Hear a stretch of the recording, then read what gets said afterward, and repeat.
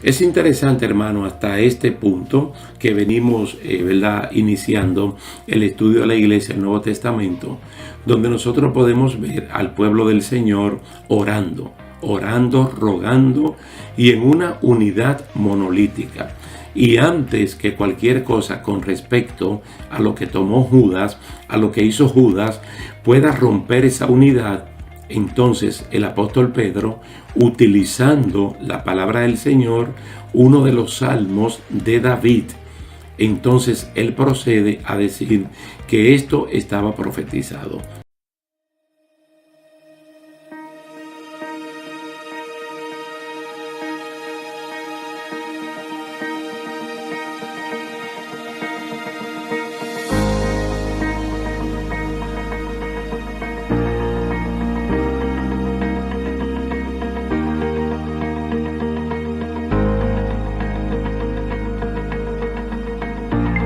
¿Qué tal, queridos hermanos? Dios me le bendiga, Dios le guarde.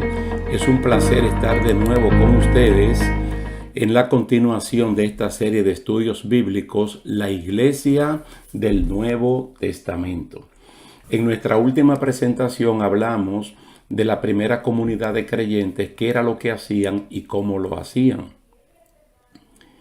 Resaltamos en esa ocasión que físicamente ya Jesús no estaba con ellos y el Espíritu Santo todavía no se había manifestado como tal en el capítulo 2 del libro de los Hechos. Entonces vimos las cualidades principales de lo que el pueblo creyente estaba haciendo.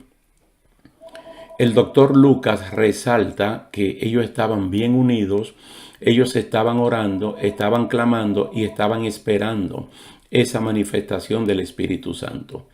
Nosotros, al igual que ellos, en este tiempo debemos estar unidos, orando y esperando el arrebatamiento de la iglesia. En esta segunda entrega vamos a hablar del poder de lo alto para la iglesia, ser testigo a los demás, cómo se agranda el ministerio.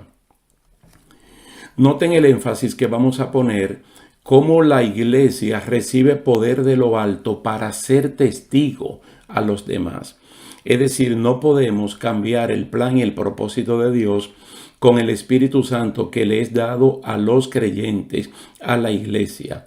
¿Para qué recibimos poder de lo alto? ¿Qué vamos a hacer con ese poder de lo alto? Vamos a leer entonces en Hechos capítulo 2 los primeros 4 versículos, del 1 al 4. Y también vamos a leer del 42 al 47. Hechos capítulo 2, 1 al 4 y del 42 al 47. Así dice la palabra del Señor. El día de la fiesta de Pentecostés, los seguidores de Jesús estaban reunidos en un mismo lugar. De pronto oyeron un ruido muy fuerte que venía del cielo. Parecía el estruendo de una tormenta y llenó todo el salón. Luego vieron que algo parecido a llamas de fuego se colocaba sobre cada uno de ellos. Fue así como el Espíritu Santo los llenó del poder a todos ellos y enseguida empezaron a hablar en otros idiomas. Cada uno hablaba según lo que el Espíritu Santo le indicaba y decidieron vivir como una gran familia. Y cada día los apóstoles compartían con ellos las enseñanzas acerca de Dios y de Jesús. También celebraban la cena del Señor y oraban juntos. Verso 42 al 47 del mismo capítulo 2 del libro de los Hechos. Al ver los milagros y las maravillas que hacían los apóstoles, la gente se quedaba asombrada. Los seguidores de Jesús compartían unos con otros lo que tenían. Vendían sus propiedades y repartían el dinero entre todos. A cada uno le daban según lo que necesitaba. Además, todos los días iban al templo y celebraban la cena del Señor y compartían la comida con cariño y alegría. Juntos alababan a Dios y todos en la ciudad los querían. Cada día el Señor hacía que muchos creyeran en Él y se salvaran. De ese modo el grupo de sus seguidores se iba haciendo cada vez más grande. Esos son los pasajes que acabamos de leer e inmediatamente una vez más se destaca la línea de pensamiento y de acción de los primeros creyentes, la unidad física y la unidad espiritual. Fíjese que en pocos versículos bíblicos se destaca que estaban unidos en todo el sentido de la palabra. Pudiéramos decir que un poquito antes de Hechos capítulo 2 no llega el Espíritu Santo y ellos están juntos y unánimes, juntos y unidos. Han pasado 50 días de la muerte de Jesús y continúan con la expectativa de la llegada del Espíritu Santo como el Consolador prometido. Cuando el Espíritu Santo se manifiesta, los halla juntos, los halla unidos y en oración. Todos fueron llenos del poder de lo alto. Esta experiencia se parece a la de los hebreos que salieron de Egipto y cruzaron el Mar Rojo. En 1 Corintios capítulo 10 del 1 al 4 dice que todos pasaron y ninguno de ellos se quedó del otro lado, lo que significa que hay mucho poder en la unidad. Las personas de más renombre en aquel lugar, lógicamente, eran los 12 apóstoles.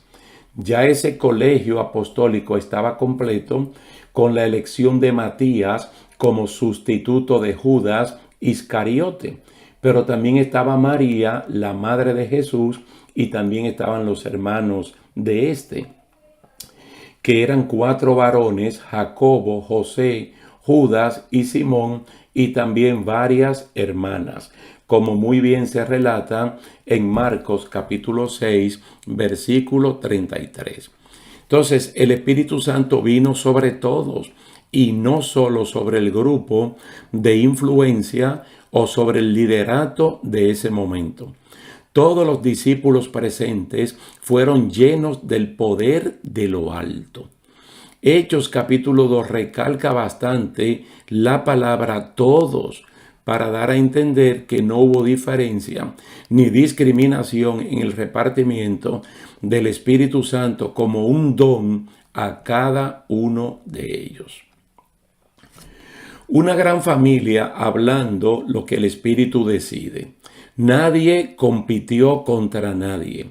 Nadie midió si hablaba uno más que otro o si el idioma de este era mejor que el de otro. Todos vieron una llama de fuego en forma de lengua que se posaba sobre la cabeza de cada uno. Uno veía la del otro y el otro veía la del uno. Todos comenzaron a hablar las maravillas de Dios en idiomas que antes no sabían, que no conocían. La igualdad del repartimiento hizo que desigualdades de tipo social, género, jerarquías y económicas se ajustaran a la nueva forma de vivir como comunidad. Emparejaron los niveles de vida vendiendo y repartiendo sus propiedades. Es muy importante hacer aquí hincapié en algo que posteriormente se escribe en Hechos capítulo 20, donde el apóstol Pablo dice algo en base a algo que Cristo dijo, pero que no está registrado en el Nuevo Testamento, de que es mejor dar que recibir. ¿Por qué es mejor dar que recibir? Porque uno tiene posibilidades, no tiene necesidades, y el otro que tiene necesidades, uno la puede suplir con lo que uno tiene. Entonces, mejor dar que recibir, y eso fue lo que hizo la primera comunidad de creyentes que tenía posibilidades económicas.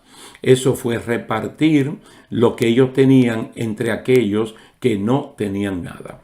Si lo más grande es lo espiritual y Dios lo ha repartido de igual forma para todos, ¿qué impide que las cosas materiales no sean divididas en partes iguales? Todo para uno y uno para todos parece ser la filosofía de vida de la naciente iglesia cristiana. Después de la narración de la llegada del Espíritu Santo y la llenura de todos los que estaban presentes, salen a relucir las cualidades que definen mejor a los llenos de el Espíritu Santo. Nadie se independiza y hace lo que bien le parece. Pedro, como vocero de los apóstoles, procede a explicar la doctrina del Espíritu Santo para que unos y otros sepan bien la experiencia que están viviendo y no vayan a entenderla de otro punto de vista que no sea el de la Biblia. La Biblia es la fuente para entender nuestras experiencias y no al contrario. No podemos interpretar la Biblia en base a nuestra experiencia. Interpretamos nuestras experiencias en base a lo que dice la Biblia. De ahí la decisión de estar bajo la cobertura de las enseñanzas apostólicas, ya que fueron ellos los testigos y comisionados para hacer esto. A Pedro, Jesús le dijo, por ejemplo, que cuidara sus ovejas en Juan 21, y era precisamente lo que el apóstol estaba haciendo en Hechos capítulo 2.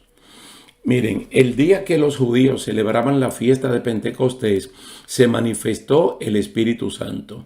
Pedro explicó todo lo sucedido citando de memoria a Joel capítulo 2, la sección que va desde el verso 28 hasta el versículo 32, como el cumplimiento de algo que Dios profetizó en el siglo 9 antes de Jesucristo. Al citar a Joel, Pedro ve en esta manifestación un acto inclusivo de Dios y no un acto exclusivo para un sector en particular o para judíos. Mire, no hubo diferencia de géneros, hijos e hijas. No hubo diferencias sociales, siervos y siervas. El Espíritu Santo no es un patrimonio de una denominación o de un grupo cristiano en particular. Es la gracia de Dios manifestada a todos los hombres. No hubo diferencia de razas, dice toda la humanidad. No hubo diferencia de edad, ancianos y jóvenes. Quiere decir que la manifestación del Espíritu Santo en Hechos capítulo 2 y en el tiempo que nos toca vivir es para todo aquel que invocare el nombre del Señor. Con la experiencia en Antioquía, en la casa de Cornelio, los cristianos judíos entendieron que el Espíritu Santo no era solo para ellos, pues se quedaron asombrados porque el don del Espíritu Santo había sido derramado también sobre los gentiles, porque los oían hablar en lenguas y exaltar a Dios. Eso está en Hechos capítulo 10, verso 44 al 48. Pedro en su reporte apostólico mencionó la experiencia, resaltando al Espíritu Santo como un don de Dios y el arrepentimiento como la vía de obtenerlo. Eso está en Hechos capítulo 11, versículos 15 al 18. También lo hizo en su apología en el Concilio de Jerusalén en Hechos capítulo 15. Pablo también habla del confinamiento en el cual estábamos encerrados por medio de la ley, pero dice que venido Cristo somos hijos de Dios, porque todo lo que fueron bautizados en Cristo, de Cristo estamos revestidos. Y claramente dice en Gálatas capítulo 3, verso 23 al 29, que no hay judío ni griego, diferencia de razas. No hay esclavo ni libre, diferencia de estatus. No hay hombre ni mujer, diferencia de género, porque todos somos uno en Cristo Jesús. Y si somos de Cristo, entonces somos descendencia de Abraham y somos herederos según la promesa. Mire todo lo que se consigue tanto con el bautismo en agua como el bautismo con el Espíritu Santo. Cómo nosotros somos agregados, cómo somos conectados al cuerpo de Cristo. Y de ahí en adelante lo único que hay es bendiciones sobreabundantes como son las promesas que Dios le dio a Abraham. Después que el apóstol Pedro citó a Joel, procedió a dar un contundente mensaje de la obra y persona de Jesús hasta su coronación de gloria y honor a la diestra del Padre, basado en la explicación de los Salmos 16 y 110. Así que exaltado a la diestra de Dios y habiendo recibido del Padre la promesa del Espíritu Santo, ha derramado esto que ustedes han visto, porque vieron la lengua en forma llama de fuego encima de la cabeza, y lo que han oído, es decir, las maravillas de Dios en varios idiomas.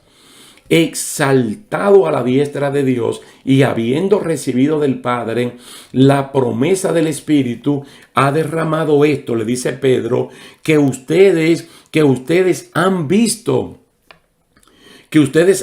porque fue evidente, y también lo que han oído. Ellos fueron testigos de escuchar las maravillas de Dios. Desde el primer momento nosotros vemos que el derramamiento del Espíritu Santo, que la manifestación del Espíritu Santo, que el bautismo en el Espíritu Santo no es para crear competencia, no es para convertirlo en el patrimonio de un grupo, de una denominación en particular, ni para hacer espectáculos, es para ser testigos. Somos empoderados, llenos del poder de lo alto, para ser testigos. Ser testigo. Todo esto significa que la manifestación del Espíritu Santo inaugura el tiempo o temporada de la gracia o el tiempo de la iglesia para que todo aquel, sea judío o gentil, que invoque el nombre del Señor Jesucristo sea salvo. Por eso que se llama tiempo de la gracia, tiempo del Espíritu Santo, tiempo de la iglesia. Ahora todo el que invoca, todo sin excepción, porque el mundo, bíblicamente hablando, se divide entre gentil y judío. Todo el que invoque el nombre del Señor se puede salvar. No es que Dios elige personas para que se salven, elige personas para que se pierdan. La gracia de Dios se ha manifestado a todo el mundo y todo el que se quiere salvar tiene la oportunidad. El libro de los Hechos registra las manifestaciones del Espíritu Santo en el crecimiento poderoso y en la prevalencia de la palabra del Señor, en el engrandecimiento del nombre de Jesús y en el incremento del número de los salvos. Todos los que se iban salvando se iban agregando a la iglesia. Como se puede ver desde el principio y en forma reiterada, el Espíritu Santo viene como el consolador de la iglesia por la ausencia física de Jesús y como el convencedor del mundo en las áreas de juicio, justicia y pecado, como se dice en Juan capítulo 16. Por más que la gente intente manipular o atribuir otras cosas al Espíritu Santo, aparte de lo que dice la Biblia, eso no es de él. Una persona llena completamente del Espíritu Santo, que delineó su actuación a la luz de esa presencia, fue Jesús. Isaías, mira, el libro de Isaías y los 4 evangelios presentan a Jesús como el ungido de Dios en una misión de rescate, de redención y de ayuda de los perdidos. Eso es lo que se llama la misión de Dios. No hay espectáculos grandilocuentes, no hay competencia ministerial. Ese poder recibido de lo alto no es para usarlo de forma particular, como se llegó a creer un individuo llamado Simón, que incluso ofreció dinero para recibir el don del Espíritu Santo y luego manejarlo antojadizamente. Hechos capítulo 8, versículos 14 al 24, hablan de ese episodio. La línea humilde de aquellos que han sido empoderados y comisionados por Dios, como está en la descripción paradigmática de Jesús, como el siervo sufriente en Isaías 42 y en Isaías 61, debe ser la forma de operar de aquellos que continúan la misión de Dios en la tierra como cuerpo de Jesucristo. El siervo de Dios no se vuelve una celebridad por el hecho de tener tanto poder como el Espíritu Santo le da. Se hace más humilde y remite a Dios toda la gloria y toda la honra. En otras palabras, mientras más lleno del Espíritu Santo estamos, mientras más bautizados con el Espíritu Santo estamos, debemos ser más humildes, más mansos y darle a Dios toda la gloria y toda la honra. Y hacer como el apóstol Pablo, que cuando presentamos a Jesús, nosotros nos quitamos de ahí para que el nombre de Jesús sea engrandecido, sea glorificado y no el nombre nuestro. Mire, el tiempo de la gracia, que es el tiempo que nosotros estamos viviendo, cuando nosotros quisiéramos ubicarlo, por ejemplo, en la profecía de las 70 semanas, que hemos hablado muchas veces de esa profecía, pero que es de capital importancia para nosotros, tenemos que ubicar ese tiempo entre el cumplimiento de la semana 69, 483 años, y el cumplimiento de la semana 70, esos 7 años que faltan. Entonces, cuando Cristo muere en la cruz del Calvario, hasta que Él venga a buscar a la iglesia, estamos en el tiempo de la gracia, que es un tiempo de manifestación global del Espíritu Santo en esta entidad que se llama la iglesia, que en la iglesia cabe todo el mundo. Posteriormente, Dios va a tratar con el pueblo de Israel. Con el pueblo de Israel. La gracia de Dios es una alternativa a la ley mosaica. Hay una especie de gran paréntesis entre el transcurrir de la ley de Moisés y el trato de Dios con el pueblo de Israel para ampliarlo de forma masiva al mundo entero. En ese pasaje central que es Juan 3:16. Para llevarlo a una institución de mayor amplitud llamada la iglesia, que es una institución mucho más amplia que el pueblo de Israel. El pueblo de Israel y su gente son pequeños. La iglesia de Cristo es grandísima, porque de ambos pueblos, el gentil y el judío, Dios hizo uno, derribando la pared intermedia de separación. Quiere decir que el paraguas llamado iglesia puede abarcar a todo el mundo. El paraguas llamado Israel abarca solamente al pueblo judío. En Romanos capítulo 9 al 11, es decir, el capítulo 9, el capítulo 10 y el 11, Pablo se explaya explicando los misterios de la inclusión de los gentiles en el olivo y también de la restauración de Israel. En el concepto de Israel como pueblo de Dios solo caben los judíos y aquellos prosélitos gentiles que se hicieron judíos. En el concepto iglesia cabe todo el mundo. Como acabo de explicarles según Efesios capítulo 2. Porque de ambos pueblos, judío y gentil, Dios ha hecho un solo pueblo que se llama iglesia. ¿Cómo se manifiestan los miembros de la iglesia?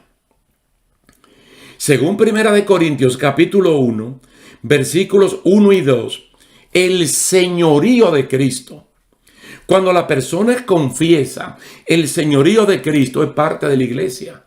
Y según 1 Corintios capítulo 12, solo se confiesa a Jesús como Señor y Salvador por el Espíritu Santo.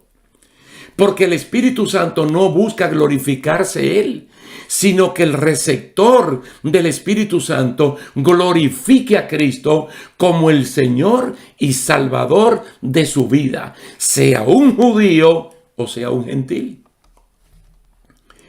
Todos los miembros de la iglesia deben ser parte de esa iglesia unida y en crecimiento sólido, estable, y evitar el movimiento de estar moviéndose de una congregación a otro, salvo algunas excepciones. Físicamente, la iglesia debe estar unida. Espiritualmente debe estar unida, recibiendo la misma enseñanza doctrinal y promover confraternidad en lo social y en lo espiritual. La conformación de la iglesia es de gente elegida, llamada, redimida y santificada en Cristo Jesús, como lo explica Pablo en el capítulo 1 de la carta a los Efesios. La unidad visible de los creyentes es una causa motriz para ganar nuevos creyentes para el reino de Cristo, según Juan 17. Mire, las deserciones, los desórdenes en el culto, las contradicciones, las divisiones, los pleitos, las contiendas, los malos testimonios, alejan potencialmente a personas que pudieran venir a los pies de Cristo. Incluso según 1 Corintios capítulo 14, versículo 23, hay incrédulos que pueden ser parientes nuestros, vecinos o amigos, que en una congregación pueden llegar a creer que es un manicomio por el desorden allí manifestado. Nosotros, si hemos sido empoderados por el Espíritu de Dios, debemos ser personas ordenadas, porque nuestra mente ahora está sujeta al Espíritu Santo. Mantenerse unido y ser parte de la iglesia y ser militante de la fe tienen relación con la venida de Cristo. Mire, los que se alegran de ir a la casa de Dios remontan todos los obstáculos, todas las dificultades que a otros les impiden asistir.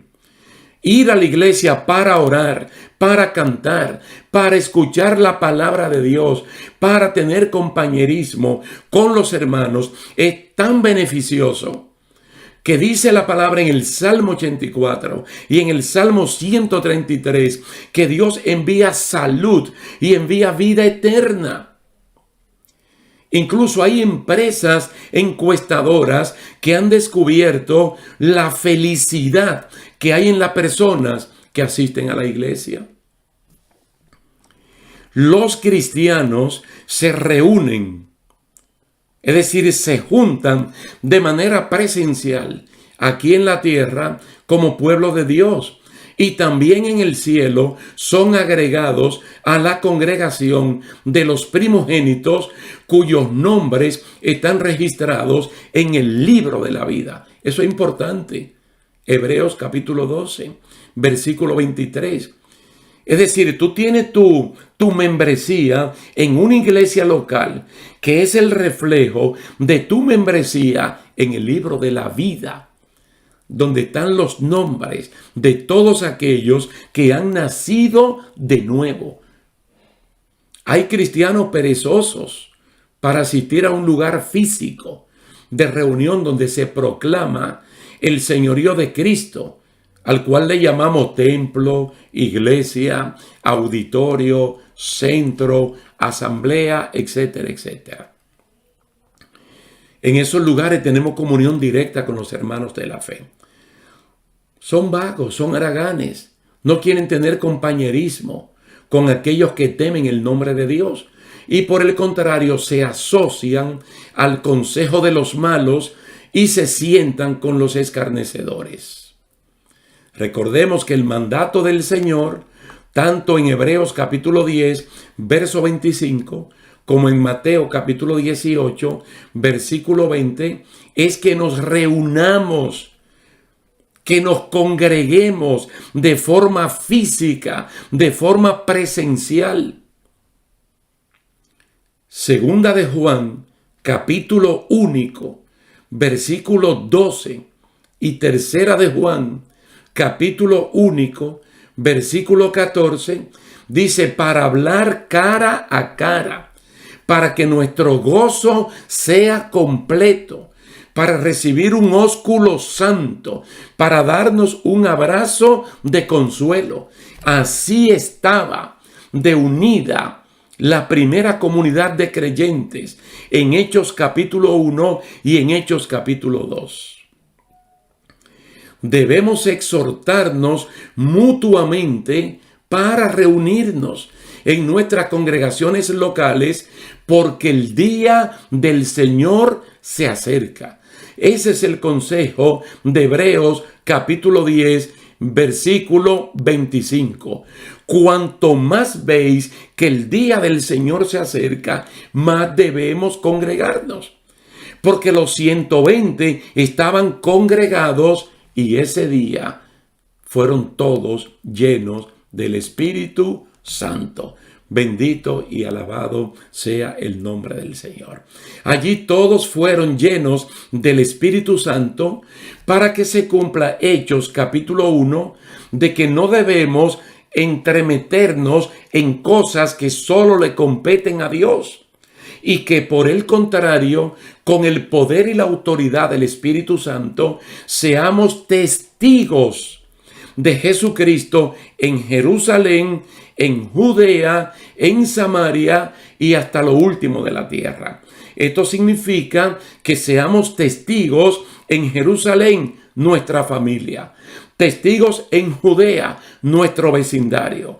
Testigos en Samaria, enemigos y desconocidos. Testigos en hasta los fines de la tierra, en cualquier parte que nos toque vivir. Para eso hemos recibido el Espíritu de Dios.